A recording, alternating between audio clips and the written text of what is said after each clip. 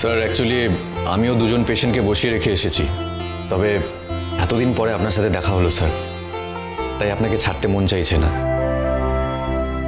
Sir আমার সাথে এক কাপ চা খাবেন আমাদের কফি শপে? আমার দুজন পেশেন্ট রয়েছে, আমি ওদেরকে দেখেই আমাদের ক্যান্টিনের কফি শপে যাব। ম্যাম আপনিও চলুন না প্লিজ। সেসব হবে ক্ষণ, আগে শুনি ব্যাপারটা কি। আমার না বড্ড টেনশন হচ্ছে।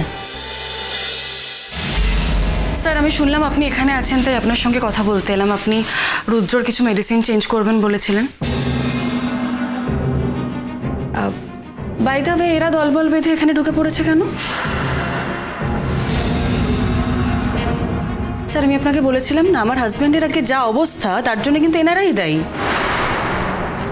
স্যার আমার হাজব্যান্ডের ব্যাপারে কোনো ইনফরমেশন, কোনো কিচ্ছু এনাদেরকে বলার দরকার নেই। কেন এসেছেন বলুন তো আপনারা এখানে? কি করতে এসেছেন এখানে? আমার জীবনটা শেষ করে দিয়ে এখানে কথা বলতে এসেছেন ডাক্তারের সঙ্গে? আপনাদের এখানে কোনো প্রয়োজন নেই, প্লিজ এখান থেকে চলে যান, গেট আউট।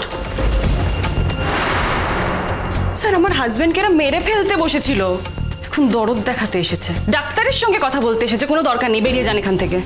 সেটা কি আপনি ঠিক করে দেবেন? অনেকক্ষণ ধরে আপনার হুম্বিতম্বি দেখছি আমি। ওনাদেরকে এখানে আমি ডেকেছি,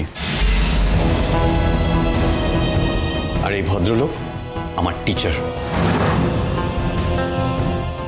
আপনি অনেকক্ষণ ধরে যে ধরনের আচরণ করছেন সেটা কিন্তু এখানে অ্যাকসেপ্টেবল নয়। আপনি কাকে বার করে দিতে চাইছেন? কাদের বার করে দেবেন আপনি? এই হসপিটালের প্রেমাইসেস থেকে কাউকে বার করে দেওয়ার রাইট আপনাকে কে দিয়েছে? এই হসপিটাল আপনার?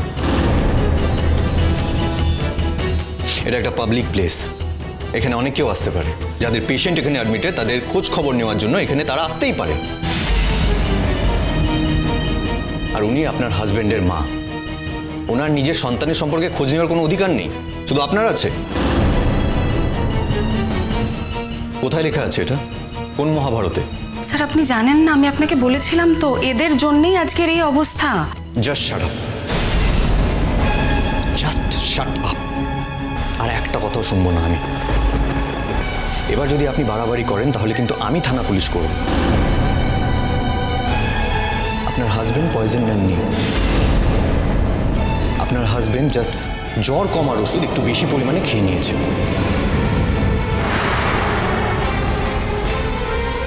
আর তার সমস্ত রেকর্ড আমাদের কাছে আছে।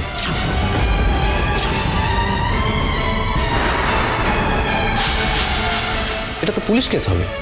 ইনফ্যাক্ট আমি নিজে সব রিপোর্ট পুলিশকে সাবমিট করব যে আপনারা একটা নাটক করেছেন। ইয়েস, একটা ড্রামা। আপনার হাজবেন্ড দেখাতে চেয়েছে ওনার মানসিক আঘাত পেয়ে উনি মেন্টালি সিক হয়ে গিয়ে এই ধরনের ঘটনা ঘটিয়েছে। আমি আপনাকে একটা কথা পরিষ্কার বলে দিচ্ছি, আমি কিন্তু অলরেডি 2-2 4 করে ফেলেছি। আর আপনি হয়তো ভুলে যাচ্ছেন ম্যাম, আপনি অনেকক্ষণ ধরে আমাকে অনেক কথা বলেছেন। আপনি এটাও ভুলে যাচ্ছেন যে ওনাদেরকে আমি চিনি, and he is my idol. ওনার নাম এই কেসে উঠে এসেছে বলে আমি ওনাকে এখানে ডেকেছি। আর পয়জনটা আমরা টেস্ট করেছি, সেই টেস্টের সমস্ত রিপোর্টও কিন্তু আমাদের কাছে আছে।